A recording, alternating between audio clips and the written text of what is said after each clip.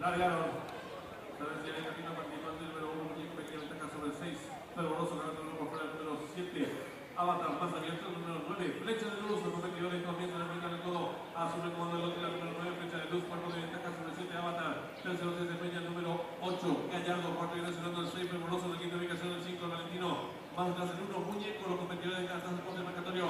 De los 600 metros el número 9. Flecha de luz, cuerpo y media de ventaja sobre el 7. Avatar. Tercero mejorando, viene siendo el número 6. Fervoroso ganando el fondo número 1. Muñeco. Y está en la recta final.